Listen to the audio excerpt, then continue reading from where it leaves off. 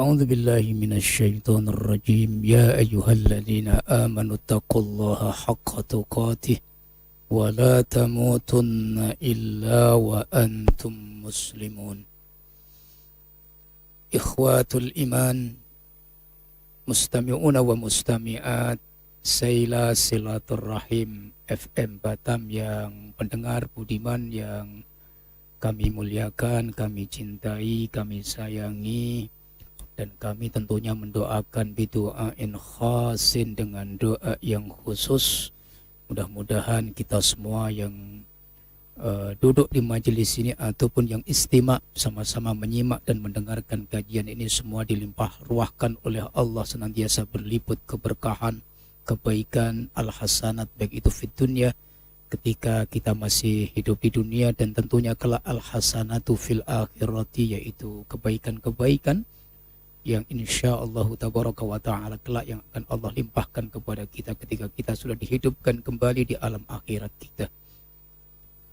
Pada bab tajuk Maudu'ul Bahsi, tentunya topik pembahasan kita pada kaji siang ini masih pada kajian yang sama, yaitu suluk, perjalanan spiritual ruhani menuju keridhaan ilahi Rabbi, yang mana tentunya suluk ini dalam konteks pengertian kita adalah kajian thariqah, yang mana sebagaimana yang berulang-ulang kami sampaikan bahwa ahlu thariqah itu juga ahlus suluk, orang yang sedang yasluku menempuh perjalanan ruhani atau spiritual untuk sampai kepada liridha'i rabbih, keridhaan Rabbnya, yaitu keridhaan Allah subhanahu wa ta'ala. Nah, kemudian ada beberapa poin-poin tentunya yang harus kita pahami dan kita ketahui tentunya dalam konteks, yaitu adalah dukhulut thariqah atau ad-dukhulu fit thariqati, yaitu ketika seseorang memasuki dimensi thariqah atau perjalanan rohani dengan cara mengambil thariqah dalam konteks pengertian thariqah yang khusus, yaitu thariqatun khassatin. Nah, seperti apakah keterangannya dan seperti apa ketetapan para ulama ketika seseorang salik, ketika dia sudah mengambil akhdut talqin, mengambil talqin atau akhdul bai'ati, yaitu di mana ketika seseorang beriman dia mengambil bai'at pada seorang guru, ila mursyidin au ila syekhin alladhi ittasala sanaduhu ila hatan au ila nabi sallallahu alaihi wasallam. Ketika seorang sudah mengambil bai'at, mengambil talqin, izinul aurat, izin untuk mengamalkan wirid atau izin untuk memasuki ranah tarbiyah khusus kepada seorang syekh yang ma'dzunun, yang diizinkan untuk mentarbiyah dengan izin yang ittasola, bersambung kepada Rasulullah Muhammad sallallahu alaihi wasallam. Nah, tentunya saudaraku yang mulia, para salik, para mukminin, mukminat, muslimin, muslimat, mustami'una wa mustami'at yang tentunya yang ingin lebih fokus, lebih spesifik mengetahui seperti apa sih ketentuan, ketetapan, konsekuensi daripada sebuah bai'at, perjanjian al-mu'ahadah seorang murid dengan seorang guru tentunya, yang ketika dia sudah zahir batin, dia menyerahkan dirinya kepada tarbiyah seorang guru. Maka ketika seseorang idza kana as-saliku, apabila seseorang salik tentunya saudaraku, ketika dia sudah masuk dalam satu thariqah, maka akan ada konsekuensi daripada perjanjian muahadah bi'atnya tadi. Nah, apa saja kah? Amrun, perkara atau al-umur, yaitu perkara-perkara yang ianya labuda, bimana tidak boleh, tidak bimana al-wujub, yaitu ketika seseorang sudah mengambil talqin, maka ada beberapa item yang tidak boleh ditinggalkan oleh orang yang suluk di dalam thariqahnya. Orang yang sudah mengambil bai'at tentunya dia ada kewajiban-kewajiban. Al-wajibat, ada konsekuensi khusus yang tentunya dalam rangka untuk menyambungkan ruhaninya kepada ruhani gurunya sampai kepada Rasulullah SAW dalam pengertian irtibat ar-ruhiyah ala manhaj tarbiyah, yaitu ikatan rohani dalam konteks yaitu tarbiyah ar-ruhiyah, tentu yang pertama yang perlu diperhatikan adalah bahwa semua thariqah, bahkan semua thariqah hampir semuanya mengajarkan at-tarbiyatu ala manhaji zikri, yaitu tarbiyah pendidikan dalam konteks berdasarkan berzikir kepada Allah Subhanahu wa taala. Jadi seseorang untuk bisa mendapatkan tarqiyah, menaikkan rohaninya, so'idat, untuk sampai naik dalam makomat supaya rohani kita ini, perjalanan spiritual kita ini sampai kepada makomat tahapan-tahapan yang ianya sampai pada satu titik puncak di mana Allah ridho kepada kita dan kita ridho kepada Allah sebagai Rabb kita. Maka tentu ada beberapa item yang menjadi sebagai sebuah pondasi dasar, al-asas. Nah, asas yang pertama adalah al-asasul zikri. Jadi asasul zikri ini asas pondasi dibangunnya tarbiyah di dalam thariqah, yaitu setiap salik, setiap orang yang mengambil bi'at thariqah, maka fa'alaihi bimulazamati dzikri, maka atas mereka wajib istiqomah konsisten di dalam mengamalkan zikir-zikir yang telah ditalkinkan oleh seorang syekh guru kepada muridnya, yaitu kepada salik tadi. Sampai kapan? Hatta ilal mamat, sampai benar-benar dia yamutu ala manhaji au ala istiqomati, meninggal dalam kondisi istiqomah memegang thariqahnya. Maka inilah dikatakan al-asas. Pondasi yang pertama adalah asasul dzikri, pondasi zikir. Sebagaimana kemarin sudah kami sampaikan di awal, mengenal di antara zikir-zikir dalam thariqah itu ada zikrul la ilaha illallah, seperti apakah bentuk-bentuknya, aturannya, hukum-hukumnya, alaqoh-alaqohnya, kaitan-kaitan dengan perjalanan spiritual kita. Kami sudah menyampaikan secara global seperti apa sih cara berzikir la ilaha illallah, dan la ilaha illallah itu sendiri min ba'dil azkar, termasuk daripada zikir-zikir yang al-masyru', disyariatkan di dalam tarbiyatit thariqah ketika seseorang mendapatkan tarbiyah thariqah. Nah, kita lihat sekarang zikir secara umum, karena di dalam thariqah itu tidak bukan hanya berzikir la ilaha illallah, tentunya ada al-azkar, ada zikir-zikir yang mutanawwi'ah, yang bermacam-macam, tergantung daripada tarbiyah daripada seorang mursyid, seorang guru itu kepada murid-muridnya. Nah, kemudian kami tegaskan bahwasanya setiap thariqah yang ada di maujudul fi hadza syar'i, di dalam syariat Islam ini, maka asasuha au asasut turuq, pondasi dasar tarbiyah itu dibangun buniyat ala manhajil zikri, dibangun di atas manhaj berzikir kepada Allah Subhanahu wa taala. Nah, pertanyaannya tentu yang membuat kita akan bertanya-tanya, kenapa sih semua thariqah itu yang paling menjadi titik poin, menjadi skala prioritas dalam konteks tarbiyah ar-ruhiyah, itu semuanya pasti mengajarkan bagaimana zikir. Kok tidak berpuasa, tirakat, puasamu, terus apalagi mengeluarkan harta yang banyak, tetapi semuanya pondasi al-asas at-tarbiyah, pondasi awal pasti dibangun di atas pondasi manhaj adz-dzikrullah, yaitu berzikir kepada Allah Subhanahu wa taala. Nah, kita lanjutkan saudaraku yang mulia.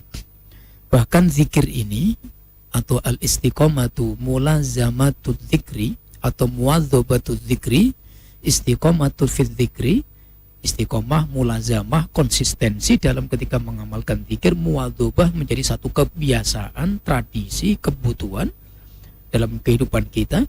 Maka ianya zikir ini labuda, hukumnya wajib. Jadi hukumnya setiap orang yang mengamalkan thariqah, maka fa'alaihi bidzikrillah, maka dia wajib menunaikan amalan zikir kepada Allah Subhanahu wa taala. Nah, pertanyaannya adalah kenapa zikir ini menjadi satu poin yang paling tinggi di atas manhaj tarbiyah ketika seseorang memasuki ranah thariqah dan dia ingin mendapatkan pendidikan rohani spiritual. Maka bangunan pondasi zikir inilah pondasi yang pertama dibangun di atasnya semua tarbiyah yang lainnya. Jadi pondasi zikir inilah yang membangun atau dibangun di atasnya jami'ut tarbiyat, at-tarbiyah seorang mursyid, tarbiyatul mursyidi ila muridi, maka ia akan dibangun di atas pondasi zikir. Pertanyaannya adalah kenapa harus zikir gitu? Nah, kemudian saya bacakan redaksinya. Memang di tarbiyati thariqati hiya bimulazamati dzikri. Di antara konteks pendidikan thariqah, seseorang masuk ranah da'iratut thariqati, al-mu'tabarati. Ketika seseorang sudah menyemplungkan, kata orang Jawa bilang, memasukkan dirinya ke dalam satu ranah tarbiyah thariqah yang mu'tabarah, maka yang pertama yang menjadi satu konsekuensi biman ala buddha, tidak boleh tidak, arti tidak boleh ditinggalkan, maka ia bimulazamati dzikri, dia wajib istiqomah menetapkan dirinya pada konsisten di dalam mengamalkan zikir-zikir yang masru' di dalam thariqahnya. Nah, alasannya yang pertama, watafaqo al ulama. Kami sebutkan keterangan ini, alasan kenapa semua thariqah menjadikan zikir menjadi pondasi dasar pokok di dalam mentarbiyah para salikin, para pengamal thariqah. Dan ini keterangan ittifaq, bukan hanya ulama-ulama yang mendedikasikan waktunya habis usianya di dalam prinsip thariqah, bahkan ulama-ulama yang tidak sepakat dengan prinsip thariqah dengan menggantikan tazkiyatun nufus sekalipun, kal Imam Ibnul Qayyim Al-Jauziyah rahmatullahi alaih, beliau juga dalam kitabnya Madarijus Salikin baina manazili kalimati iyyaka na'budu wa iyyaka nasta'in faslun aujahul dzikri fil Quran, di halaman 396 dengan jelas Al-Imam Ibnul Qayyim Al-Jauziyah Al-Hambali. Kemudian kami nukilkan juga di beberapa keterangan yang lain, terutama Al-Ghazali, Abdul Hamid Muhammad bin Muhammad Al-Ghazali At-Tusi As-Safi'i. Kemudian juga ulama-ulama termasuk di dalam thariqah kami, At-Thariqah At-Tijani, Abil Abbas Sayyidina Ahmad Ibni Muhammad At-Tijani radhiyallahu an juga menjelaskan dalam kitab-kitab thariqah kami juga bi ikhtilafin yasir, ada perbedaan tetapi perbedaan itu tidak banyak. Bi ikhtilafin yasirin, dengan perbedaan yang sedikit. Nah, yang pertama az-zikru babullahil a'zam. Jadi zikir dalam konteks baik itu zikrul aurat, membaca wirid-wirid yang maksur, atau wirid-wirid yang ditarbiyahkan, diijazahkan seorang guru mursyid kepada muridnya, maka ini bagian daripada az-zikru billah, zikrullah. Nah, kenapa dipilih zikir ini? Karena az-zikru huwa babullahil a'zam. Jadi pintunya Allah Subhanahu wa ta'ala, artinya pintu yang ketika pintu itu kita akan berjalan, kita berjalan, kita dilahirkan, dihidupkan oleh Allah, kemudian kita besar, dewasa, tumbuh, punya tanggung jawab, haddut taklif, beban hukum syara, mas'uliyah, tanggung jawab yang nanti akan diminta oleh Allah. Nah, setiap kita ini hakikatnya sedang berjalan. Kita sedang berjalan, memperjalankan rohani kita kepada Allah Subhanahu wa ta'ala. Dan perjalanan suluk ini, maka setinggi-tinggi manhaj, dasar pondasi untuk memperjalankan rohani, itu adalah perjalanan yang dibangun di atas zikrullah. Kenapa? Pintunya untuk menjumpai Allah itu hanya satu, yaitu babul zikri. Dia babullahil a'zam, pintunya Allah yang paling agung, yaitu mengingatnya, berzikir kepadanya. Baik itu az-zikru, zikir dalam konteks umum, atau zikir dalam konteks khusus, membaca wirid-wirid zikir, atau zikir dalam konteks pemahaman umum. Az-zikru indal am, yaitu kullu ta'atin wa kullu ibadatin, setiap ketaatan, setiap ibadah yang dipersembahkan murni oleh seorang hamba kepada Rabbnya, dan seorang salik kepada zat yang dia tuju ketika dia sedang yasluku, memperjalankan ruhaninya kepada keridhaan Rabbnya. Jadi pintunya memang zikir, babullahil a'zam. Wa qala, dalam hal ini saya kutipkan perkataan Al-Imam Ibnul Qayyim Al-Jauzi wa ghairuhu, dan ulama-ulama selain beliau, mereka mengatakan begini, az-zikru babullahil a'zam, bahwa zikir, mengingat Allah, itu adalah pintu bagi Allah yang paling besar, pintu yang dibuat oleh Allah bagi hamba-hambanya yang menghendakinya, pintu yang disiapkan oleh Allah bagi orang-orang yang memang salikina, salikuna, orang-orang yang mendedikasikan waktu, tenaga, pikirannya, kesempatannya hanya untuk memperoleh keridhaan Rabbnya. Maka pintunya maka dibuatkan oleh Allah, maka pintu yang paling agung itu adalah babul zikri, yaitu pintu zikir kepada Allah.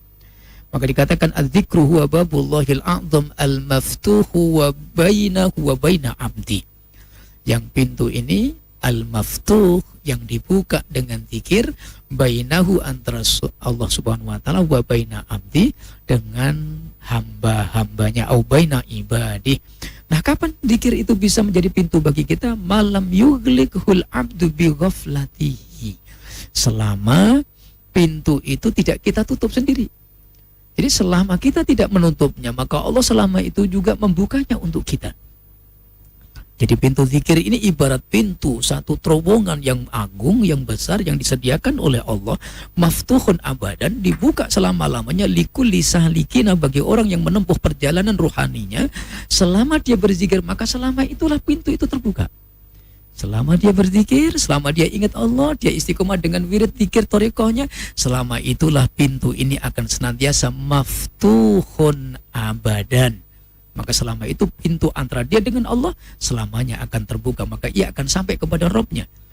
Tapi ketika ia malam yuglikhu al-amdu bi ghaflatihi, maka selama ia tidak berzikir, selama dia meninggalkan zikirnya, maka hakikatnya orang yang berbeat kemudian meninggalkan zikirnya, maka faqad rafa iznu, maka terangkatlah rufi'a, diangkatlah izinnya untuk mengamalkan wiridnya.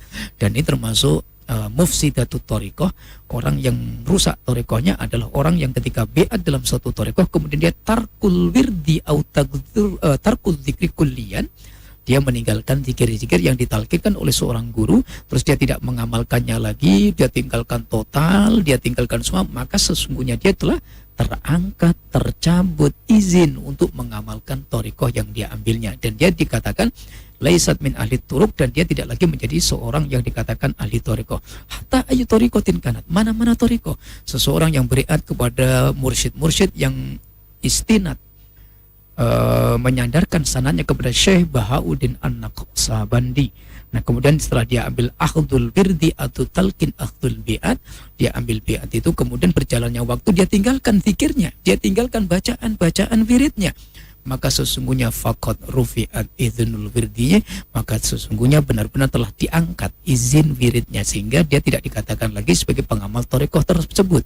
Sama di thariqah kami, thariqah At-Tijani, orang yang mengambilkan ahdu talqin min hadhi thariqah, dari thariqah Tijani kami, ketika dia sudah berbeat kemudian masuk dalam thariqah kami, di perjalanan waktu dia tinggalkan wirid-wiridnya, dia tinggalkan, dia abaikan zikirnya, baik itu tarkan ba'diyan atau tarkan kulian, baik ia tinggalkan sebagian atau tinggalkan seluruhannya, maka sawaun bisawain, sama dua-duanya. Orang yang telah mengabaikan al-ihana mutahawinan, orang yang mutahawunan, mengabaikan wirid, takasulan, tahawunan, dia berzikir, ditinggalkan zikirnya karena dia malas, karena dia menyepelekan perintah zikir tadi, dan dia mengabaikan beatnya, maka sesungguhnya orang tersebut dikatakan fasadat thariqatuhu atau fasadat bai'atuhu, maka beatnya rusak, dan dia dikatakan laisat min ahli thariqah, dan dia tidak dikatakan lagi menjadi pengamal thariqah yang berkaitan.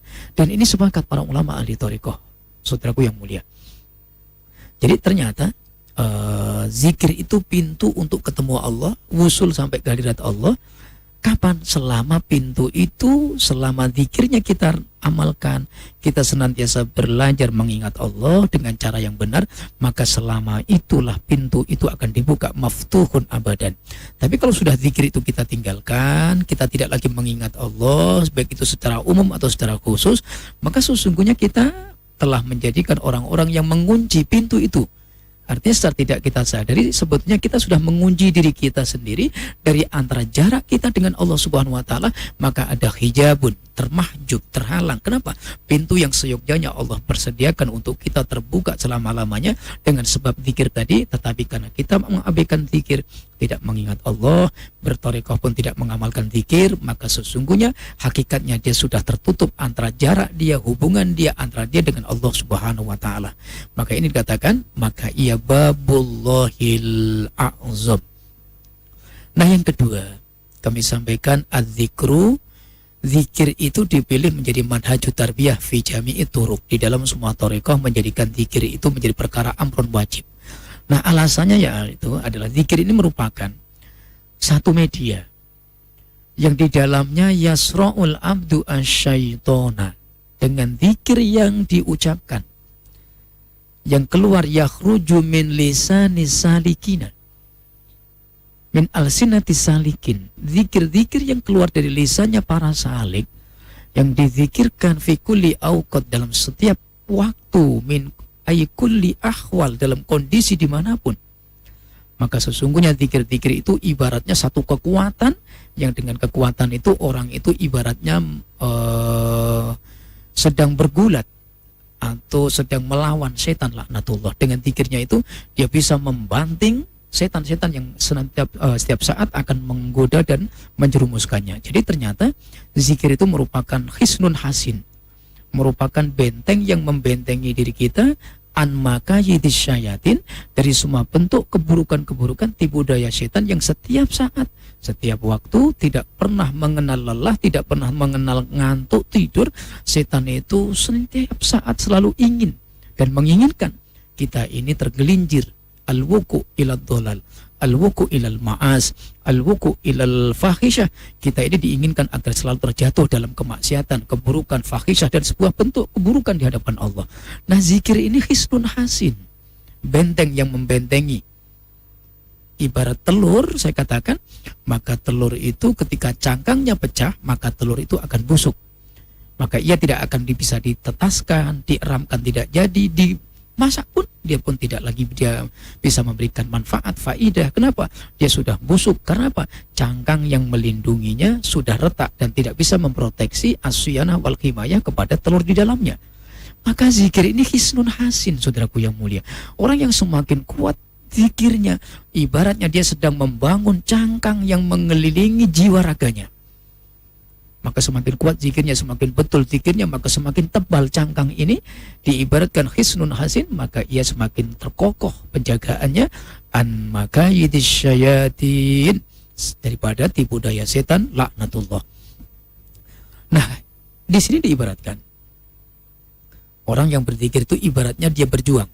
Orang yang berzikir kepada Allah dengan zikir-zikir khusus atau zikir umum, apalagi zikir yang diajarkan dalam satu thariqah, maka hakikatnya dia sedang berperang, dia sedang bergulat dengan setan. Jadi soro'a itu maknanya bergulat. Seperti kisah ketika wasoro'an nabiyu rukana, ar-rukana, ketika Nabi bergulat dengan rukana, yang kemudian dibanting 3 kali. Dalam riwayat itu menggunakan kalimat soro'a, yasro'u artinya penggulat, as-sira'ah. Jadi soro'a itu artinya kita kalau berzikir itu ibaratnya kita ini sedang bergulat, duel gitu dengan setan. Mana yang kalah, mana yang menang. Nah, di sini dikatakan ketika seseorang idza tamakana az-zikru minal qalbi fa indana minhu asyaitonu sora'ahu kama yasra'ul insanu idza dana minhu syaitan wa huwa ruhul a'mal ila akhiriha, hadza ta'bir.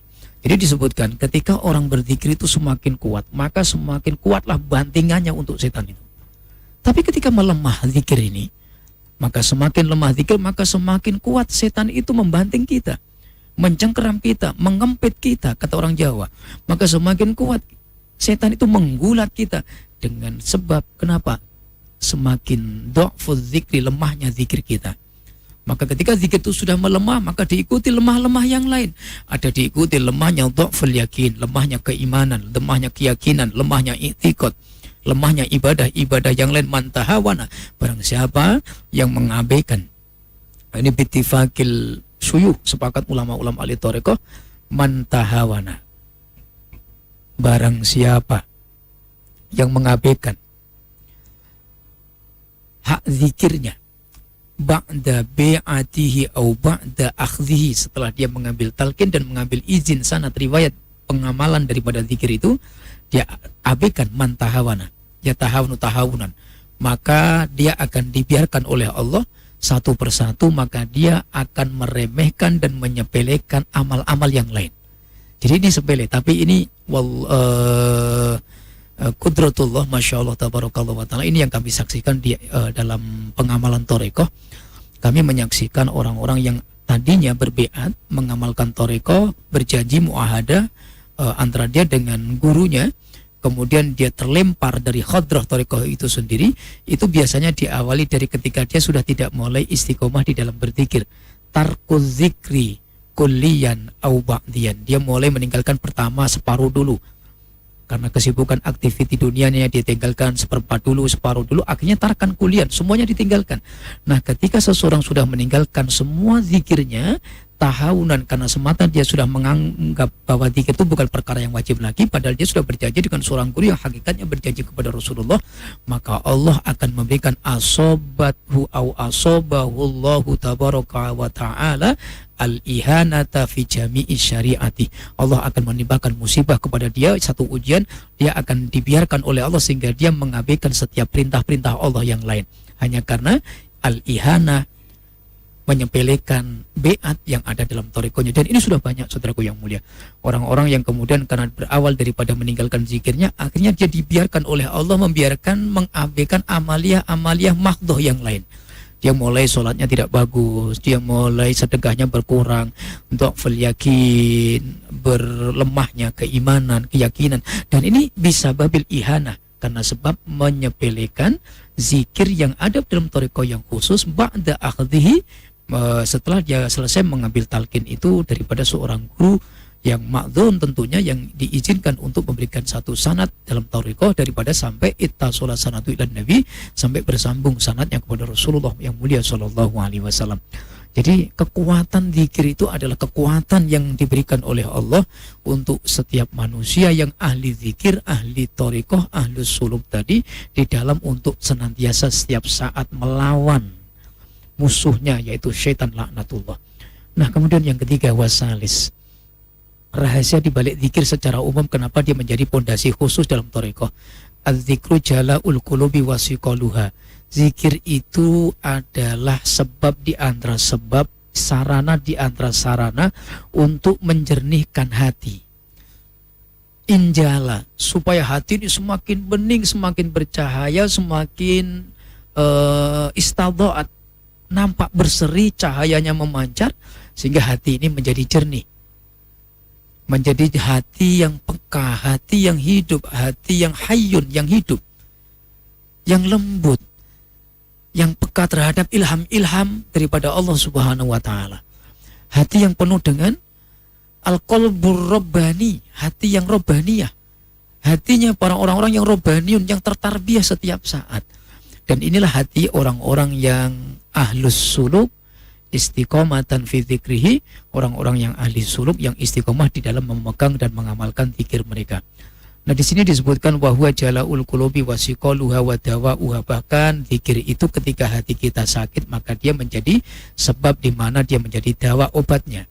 Ketika hati ini kotor, dia menjadi satu sebab yang membersihkannya. Ketika hati ini gelap, maka dia menjadi lentera penerangnya.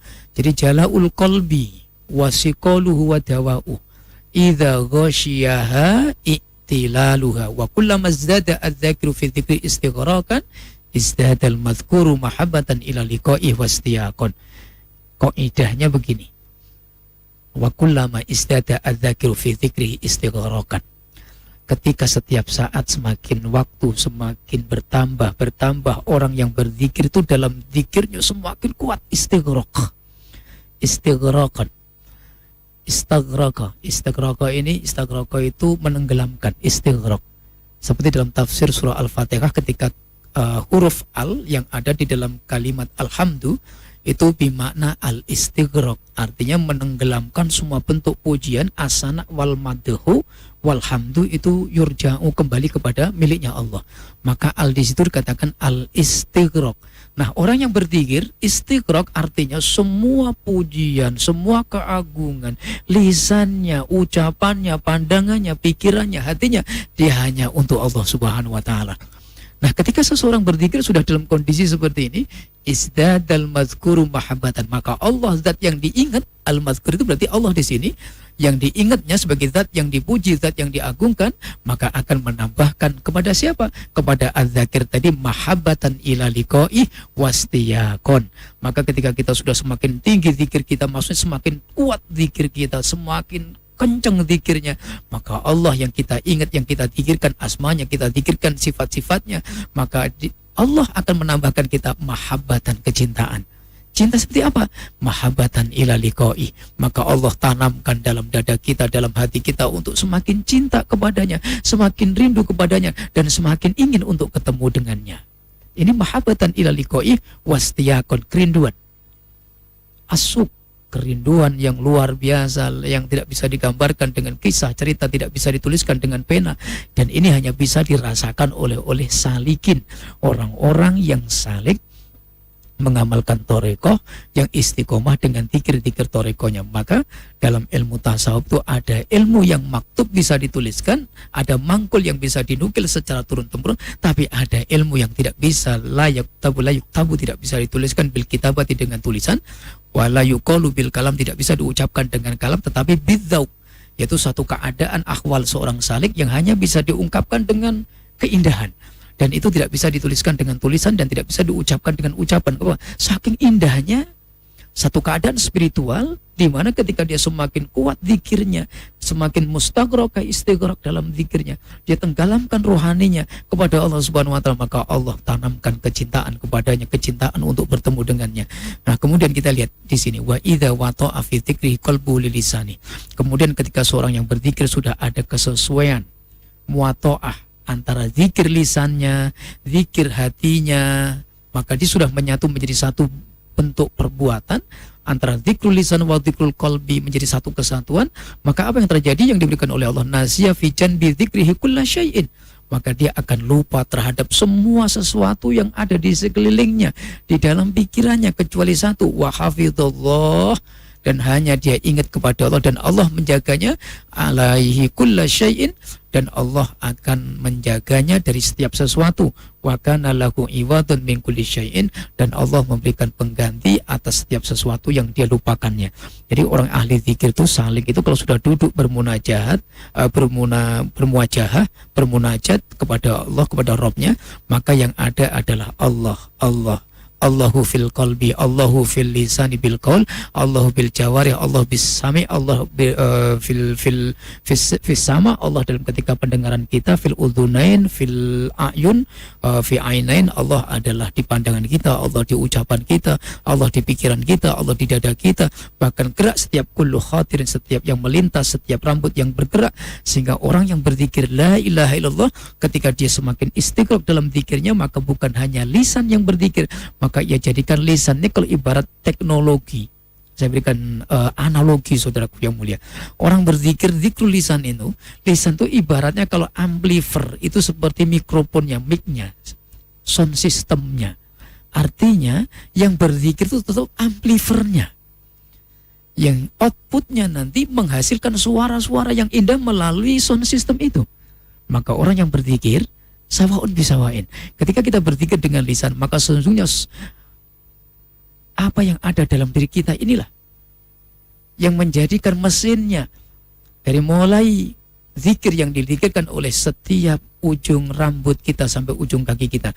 Maka ketika kita membayangkan duduk menghadap kiblat, istiqbalul kiblat, menghadap Allah, baina yadayillah, kita merasakan duduk di hadapan Allah, dan inilah zikirnya orang-orang yang sampai kepada maqamatul ihsan, yang ketika mereka berzikir anta'budallah bi annaka tarah wa illam takun tarah fa innahu yarak, yang dia merasakan kehadiran Allah, melihat Allah, bahkan seandainya pun tak melihat Allah pun, dalam diri mereka ada muraqabah, ada keyakinan, al-i'tiqad wal yakin bi annallaha yarah, bahwa sesungguhnya Allah melihatnya. Dan inilah maqamat yang dimana setiap satu haliyah, keadaan dimana orang itu tidak ada lagi jarak, wala hijabah wala satiru, tidak ada penghalang, tidak penutup antara dia dengan Allah Subhanahu wa taala. Dan inilah yang diinginkan, ladzatul munajah, ladzatul iman. Dan inilah nanti dari zikir, inilah yang ladzatnya ini yang kita bawa ke ibadah-ibadah yang lain. Di mana ketika kita bersatu dengan zikir kita kepada Allah, kita khusyuk di hadapan Allah dalam zikir kita, nah zikir inilah kita bawa dalam sholat kita, di dalam takbiratul ihram kita transfer kembali dalam setiap ibadah kita, dalam puasa kita, dalam sedekah kita, dalam ketaatan kita, likulli ta'atin. Maka disitulah nanti tidak ada lagi riya, tidak ada lagi sum'ah, tidak ada lagi takabur, tidak ingin dipuji orang, melihat orang tidak gampang al-hikdu wal hasad, tidak ada lagi hasud dan dengki. Kenapa? Karena ia sesungguhnya dia diciptakan oleh Allah, bisa beribadah karena melihat minnatullah, melihat hanya semata-semata pertolongan Allah. Dia ditarik al-jadzabiyah, rohaninya ditarik oleh Allah dalam hadrah keridhoannya, maka ia tidak bisa melakukan itu, dan itu disadarinya kecuali hanya karena pertolongan Allah Subhanahu wa taala. Jadi tidak ada la sum'ata wala takabbur, tidak ada sum'ah, tidak ada takabur, wala riya'a wala hikda. Dan inilah minasyawaibil qalbi, dari sawaib, perkara-perkara yang cacat di dalam iman kita, minar rodail, daripada perkara-perkara yang menghinakan rohani kita, dan inilah yang ditolak oleh Allah. Surga tidak akan dimasuki orang-orang yang memiliki syawaibir ruh, orang-orang yang cacat rohaninya, orang-orang yang kotor rohaninya. Tentunya dengan salik seperti inilah kita step by step, marhalatan ila marhalatin, ba'dan wahid dan ba'da wahidin, satu demi satu, step-step ini kita kaji, dan mudah-mudahan syukur-syukur kita bisa mengamalkan. Tujuannya adalah bahwa zikir itu memang sepertinya secara dohirnya ringan, tetapi taksirnya, asarnya begitu luar biasa pengaruhnya di dalam kehidupan ibadah kita. Maka kalau ada orang mengatakan bahwa orang thariqah itu ahlu dhalal, saya tolak dengan bantahan ini, bahwa kami diajarkan bagaimana belajar menjadi orang ikhlas, tidak menginginkan tolabul mahmudati wasa ini bainal umat. Bagaimana ketika seseorang itu menyampaikan kebaikan, melakukan ketaatan, tidak hanya di dalamnya hanya ketaatan yang dilakukan, tetapi ada sesuatu makosid, ada goyah, ada natijah, di mana semua itu dipersembahkan semata karena keridhaan Rabbnya. Dan inilah makomat yang diinginkan oleh Allah Subhanahu wa taala. Tidak ada al-istiraq fil ibadah, al-istiraq fil i'tiqad, al-istiraq indal ista'an. Tidak ada persekutuan, menyekutukan Allah di dalam ketika meyakininya, tidak ada persekutuan kepada Allah dalam konteks beribadah kepadanya, dan tidak mensekutukan Allah dalam konteks ketika berhajat memohon pertolongan kepadanya. Dan ini diajarkan semua oleh ahli thariqah. Nah, dari sisi mana ahli thariqah itu dikatakan ahlu dhalal? Bahkan inilah puncak yang pernah diajarkan oleh Habibuna Rasulullah Muhammad sallallahu alaihi wasallam. Sahabat itu mendapat pujian ahsanul ummah, sebagai umat Nabi itu adalah ashabun Nabi, yang totalnya 80.000 kalau menurut Al-Imam Al-Baihaqi. Imam Nawawi mengatakan 124.000 ba'da wafatir Rasul, ketika Nabi wafat. Dan mereka dipuji oleh Allah dengan pujian yang agung. Dan di antara mereka ada orang-orang sahabat yang diutamakan. Faqad faddalallahu ba'dahum ba'dah. Orang-orang dari sahabat Nabi yang masih diutamakan lagi. As-sabiqunal awwaluna. Orang-orang yang masuk Islam di pertama kali dakwah itu disampaikan oleh Nabi. Apa sebab? Para ulama meneliti, ternyata mereka memiliki 3 karakter. Ada sidqul iman, iman yang benar, surah Al-Hujurat ayat 15. Ada sidqul ittiba, mereka kuat di dalam mengikuti sunnah Nabi. Surah Ali Imran di ayat 31, 32, 33 dengan jelas Allah menyampaikan sebagai jawaban orang-orang Nasrani yang membantah teologinya Nabi. Ada sidqul mahabbah. Dan ini hadis riwayat Bukhari an Anas bin Malik radhiyallahu an, la yu'minu ahadukum hatta an akuna ahabba ilaihi min walidihi wa walidihi wan nasi ajmain. Tidaklah seseorang beriman kepada Allah dengan iman dan kamilan, iman yang sempurna. Sampai kapan? Sehingga aku, kata Nabi, lebih dicintainya dibanding siapa? Kecintaannya kepada kedua orang tuanya, dibanding kecintaannya kepada keluarga anak-anaknya, dibanding kecintaannya kepada semua manusia. Ini adalah sidqul mahabbah. Dan ini yang dimiliki oleh ashabur Rasul, yang ditarbiyahkan oleh Nabi. Dan tarbiyah ini ada dalam thariqah. Bagaimana belajar menjadi orang yang benar, sidqul iman. Kita lihat ayatnya.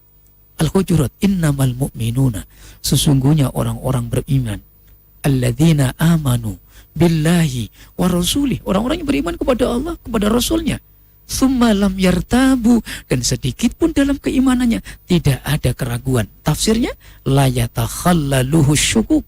Al-Hafidz Ibnu Katsir mengatakan keimanan i'tiqad kepada Allah dan Rasulnya yang sama sekali tidak ada keraguan sedikit pun dalam dada mereka.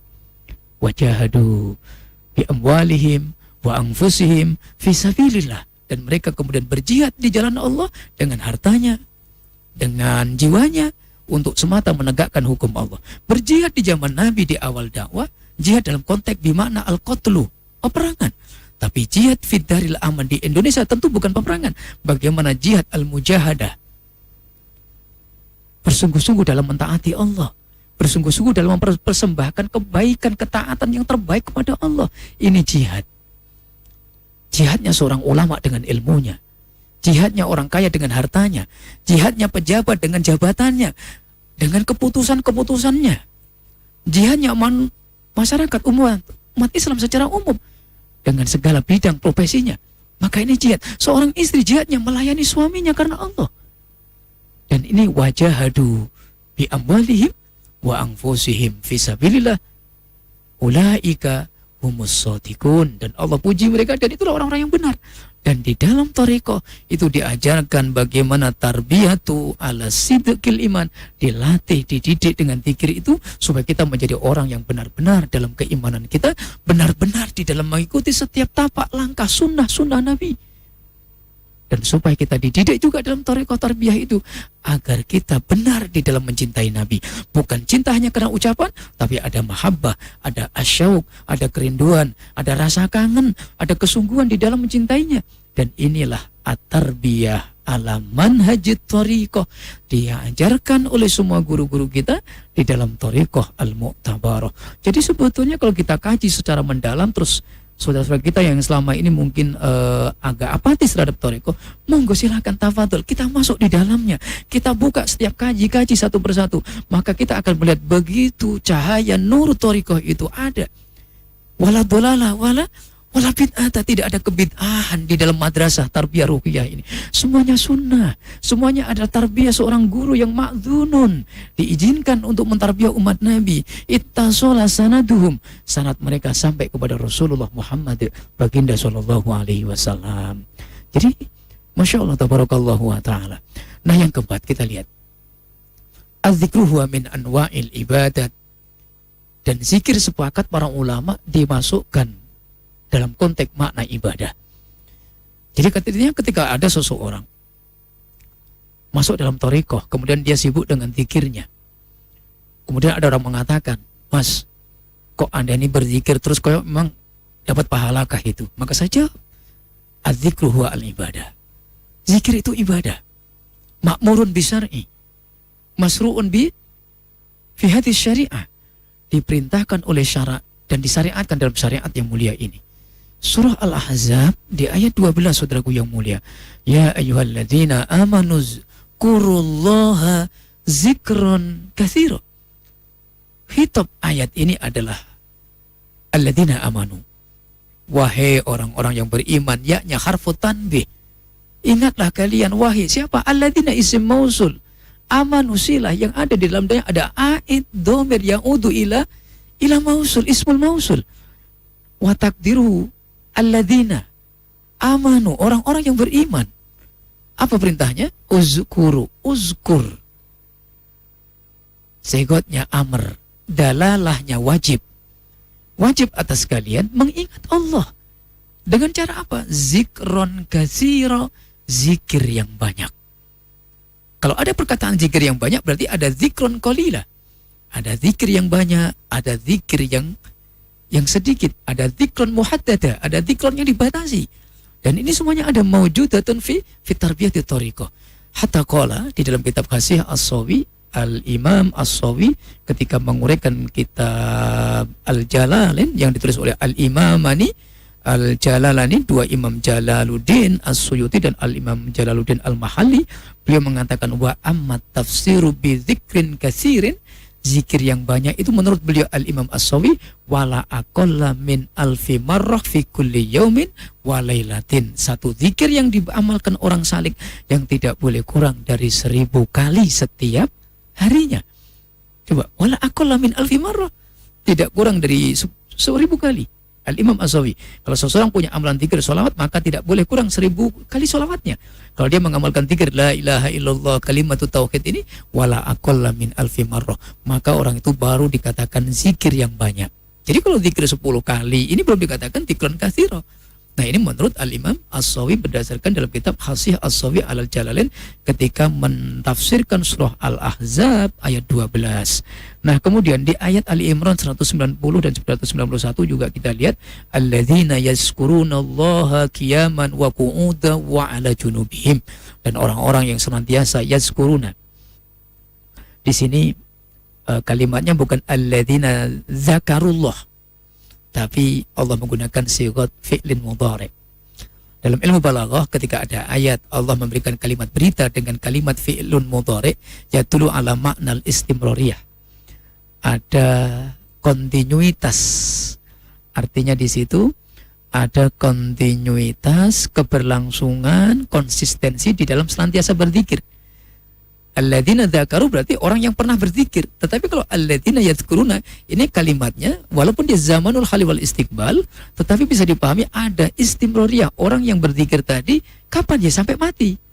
Jadi masuk thariqah berzikir itu kalau ikut ayat surah Al Imran ini bukan kemudian ada tahapan-tahapan, oh saya udah lulus Pak Ustadz, saya tak lagi berzikir. Kenapa? Oh saya udah khatam zikirnya. Enggak ada seperti itu. La ikhtitama fi dzikri thariqah. Thariqah itu zikirnya hatal mamat, sampai ketika seseorang itu ditentukan oleh Allah, amhiya min ahli thariqah, apakah dia masuk dalam ahli thariqah atau dia telah keluar dari thariqahnya. Itu dibuktikan dengan ta'yin isbatnya ketika dia malaikat Israil datang, dia masih dalam kondisi memegang thariqahnya, dan bahkan dia mengucapkan kalimat itu dalam lisannya di akhir hayatnya. Dan inilah yang dikatakan yazkurunallah, kiaman, berdirikah dia, wa qu'udan, dudukkah ia, bahkan wa ala junubihim, apakah berbaringkah ia. Dan ayat ini saya sampaikan karena ada beberapa pertanyaan, Pak Kiai, Pak Ustadz, saya pernah ditanya begini, bagaimana pendapat Pak Ustadz ketika menyikapi orang berzikir sambil berdiri yang ada di Syria, di Mesir, seperti thariqah ad-Dusukiyah. Saya jawab, inilah ayat yang dijadikan dalil para ulama-ulama Syam yang ketika memberikan hujah dalil tentang kebolehan zikir sambil berdiri. Nah, di Padang itu ada zikir yang as-satoriyah atau samaniyah. Sebagian itu ada yang zikir itu berdiri, yang digoyang-goyangkan begitu. Nah, apakah itu dibenarkan? Ini mundarijun tahta ma'aniyah zikri ala hayatil qiyami. Ayatnya mana? Alladzina yadhkurunallah qiyaman. Orang-orang yang berzikir sambil berdiri. Dan itu boleh. Mu'tabaru, apakah menyimpang? Tidak. Kenapa? Karena ayatnya jelas, alladzina yadhkurunallah qiyaman. Apakah yang diajarkan cara zikirnya berdiri, ataukah yang diajarkan cara zikirnya sambil duduk, apakah bahkan sambil berbaring? Artinya ini ahwalu zikri. Yang ulama ahli tasawuf mengatakan inilah dalilun ala jawazid zikri ala hayatil qiyam, bolehnya berzikir sambil berdiri, baik itu secara zikir khusus atau dalam kondisi secara umum sambil jalan dia ingat Allah. Itu secara umum. Secara khusus adalah thariqah yang mengajarkan zikirnya sambil berdiri. Jadi sekarang ini kadang kita ini sebentar-sebentar ikut latah. Jadi, ini sesat, ini dolal ini. Sedangkan kita tidak pernah mau tahu tentang dalil mereka. Artinya selama dia mu'tabarah pasti ada asas dalilnya yang sahih.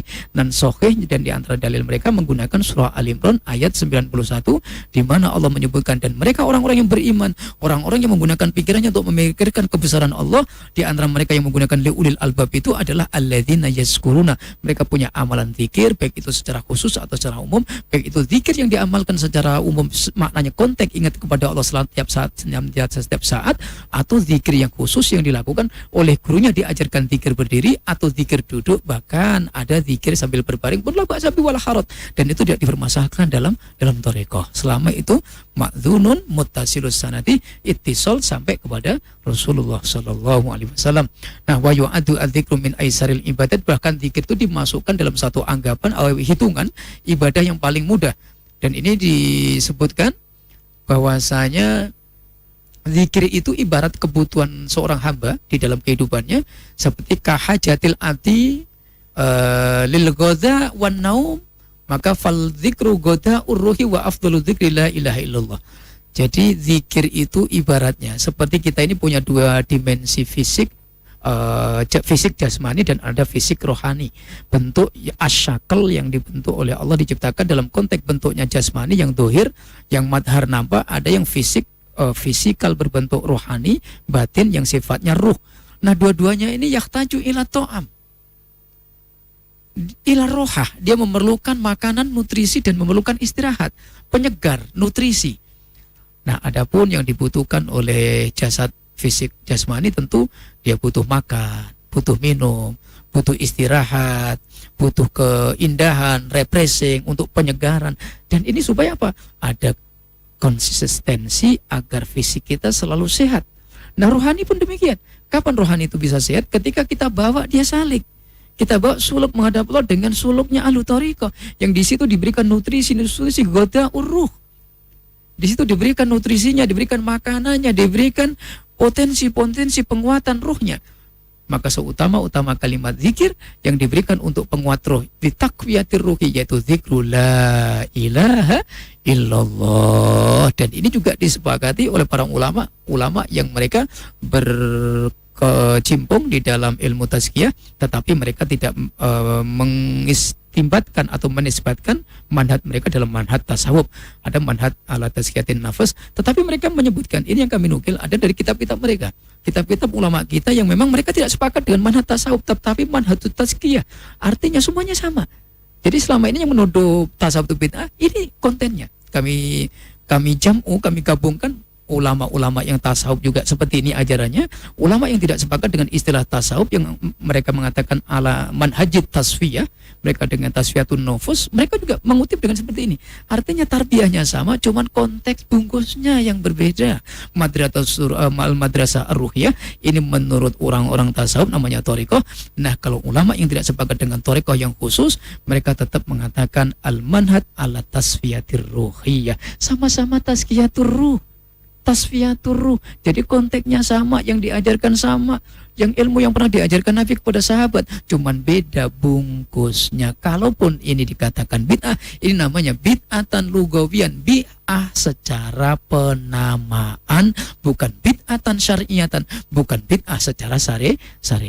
Demikian, wallahu a'lam bishawab, karena sudah sampai jam 2:30 hampir, dan waktu yang terbatas, sebenarnya masih banyak lagi, masih ada 5 atau 4 poin yang belum kita bahas. Ini baru pengantar kenapa alasan para ulama ahli thariqah menjadikan zikir menjadi asas pondasi manhajut tarbiyah di dalam ketika mereka ulama kita ahli thariqah ini mentarbiyah salikin, murid-murid yang memperjalankan rohaninya mereka untuk sampai kepada keridhaan Allah Subhanahu wa taala. Hadanallahu wa iyyakum wallahu a'lam bissawab. Masya